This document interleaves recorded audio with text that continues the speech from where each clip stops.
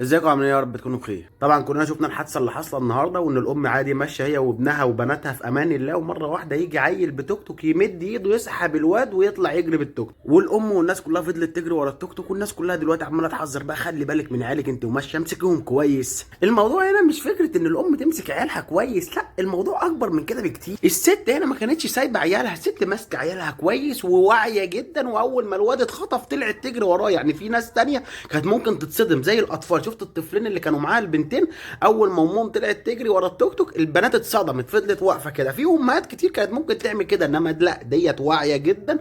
والواد لما اتخطف الام طلعت تجري وراه. فالفكره مش انك تمسك طفلك كويس، لا في حاجه غلط، الموضوع اكبر بكتير. انا عايزك تركز ان الشارع دلوقتي ما بقاش زي زمان، الوضع العام في البلد ما بقاش زي زمان. زمان مثلا ابسط حاجه كنت ممكن لما تلاقي مشكله بين اتنين شباب في الشارع كان بيجي واحد كبير يقول لدوت اسكت يا حبيبي وخلاص، وكل واحد عند بيته وخلاص يا رجاله وحدوا الله وخلص الموضوع. انما دلوقتي لما بتحصل خناقه بين اتنين شباب، ويا دي النيله لو الاتنين الشباب دول مش من منطقه واحده ومن شارع واحد، لا يعني لو الاتنين مثلا من مناطق مختلفه، عارف الموضوع بيبقى اشبه بالحروب الزمنيه. ده بيروح يجيب جيش وده بيروح يجيب جيش وبيقعدوا يدبوا في الشارع في بعضيهم عادي جدا. ممكن واحد يموت، ممكن واحد ايديه تتقطع، رجله تتقطع، واحد ياخد طلقه، عادي اي حاجه تتوقعها تحصل. انت عارف فكره ان واحد يعور واحد او يغز واحد ويتسجن زمان كانت مصيبه في حد ذاتها. دلوقتي عادي الموضوع معمول عليه اغاني كتير، فك الدقيقه يا رب، فك الحبسه يا رب، الاغاني المهرجانات، والموضوع عادي بقى كانه ترند. لما واحد يتحبس نقعد ننزل له او هم يقعدوا ينزلوا له صور، وفك الدقيقه يا رب، فك الحبسه يا رب، فك مش عارف ايه، والموضوع ايه ترند عادي. فاهم؟ نجوم المهرجانات ما شاء الله مش مخلين اي حاجه ما بيتكلموش عليها. دلوقتي تسمع اي اغنيه شعبيه هتلاقي الكلام كله عباره عن لو جيت عليا هموتك، هغزك، هسفلتك، اعمل واسوي. فالكلام كله بقى محفوظ من العيال في الدماغ.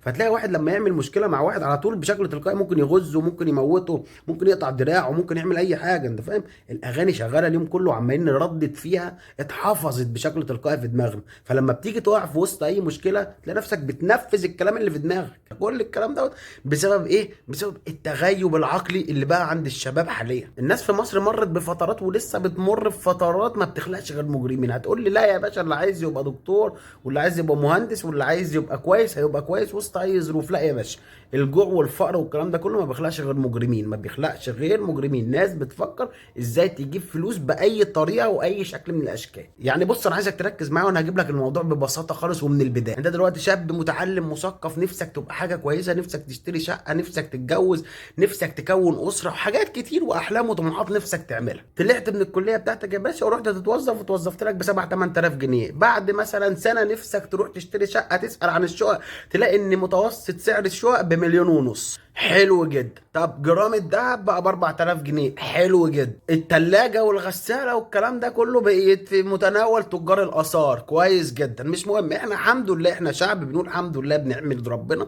على السراء والضراء. يعني احنا لو ما بنحمدش ربنا كان زمان مصر ديت خربت من زمان. فالمهم تقول مش مهم نشتري شقة بمليون ونص، نأجر شقة ونوفر الايه المليون ونص اللي انا كده كده مش هعرف اجيبهم. فالمهم تروح تسأل عن ايجارات هتلاقي الايجار مثلا في رينج متوسط 2000 جنيه وانت طالع. المهم الشاب المصري الغلبان بيفضل يتنازل عن حاجات كتير ممكن تبقى مهمه، بس عشان احنا شعب بنحمد ربنا فبنقول مش مهم دي ومش مهم دي، ودي نجيبها بعد الجواز ودي مش عارف ايه.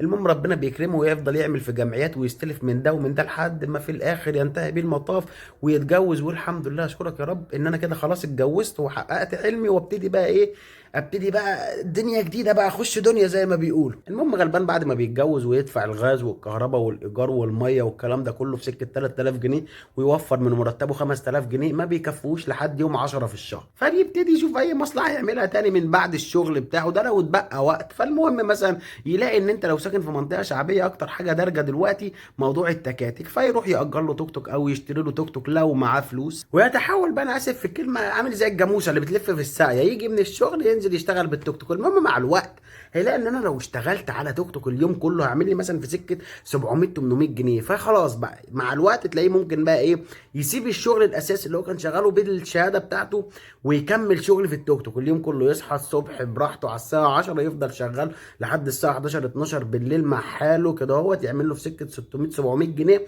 ويروح. انا مش مشكلتي انك اشتغلت على توك توك، انا مشكلتي انك سبت شغل المجتمع اللي حوالين منك في الشغل ده. يعني انت مثلا لما بتروح تقدم على وظيفه وليكن في بنك، ما بتروحش تقدم لوحدك، انت بتروح بتقدم بتلاقي مثلا في سكه 500 واحد بيقدموا معاك.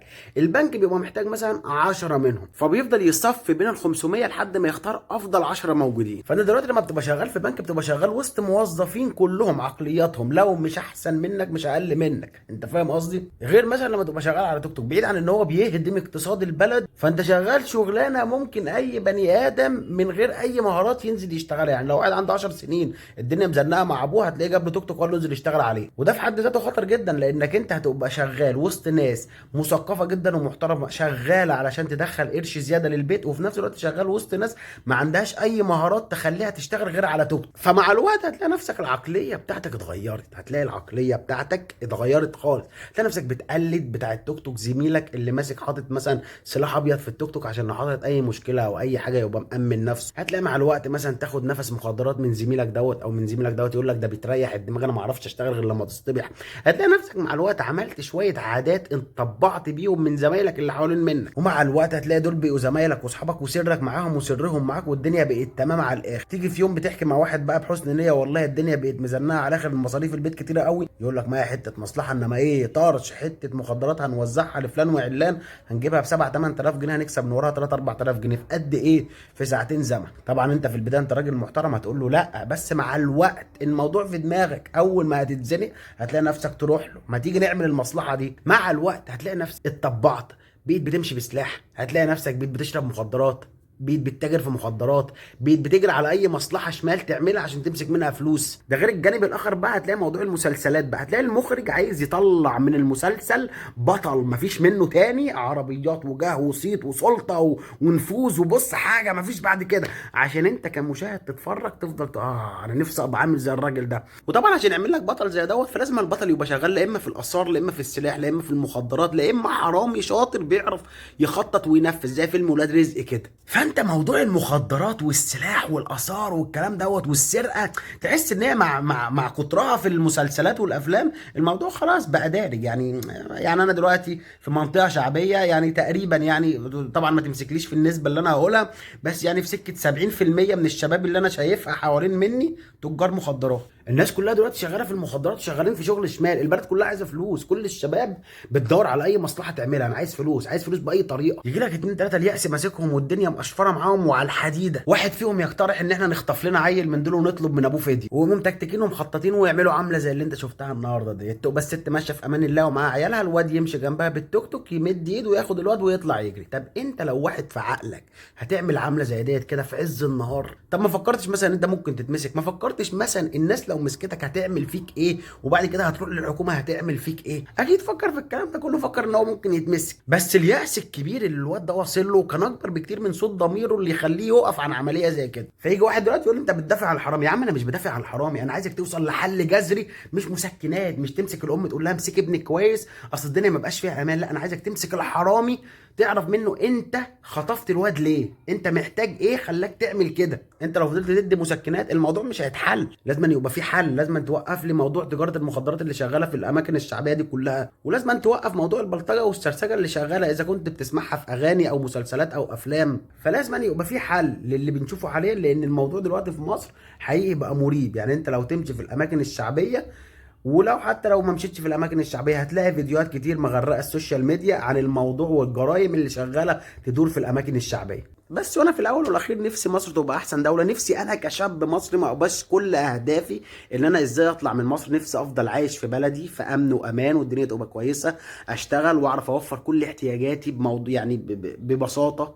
ما نفسيش ابقى كل هدفي ازاي اطلع بره مصر، ازاي اعلم واطلع عيالي بره مصر عشان يروحوا يتعلموا بره، لا انا نفسي التعليم في بلدي يبقى كويس، نفسي كل حاجه في بلدي تبقى كويسه. بس وربنا يصلح الاحوال ان شاء الله.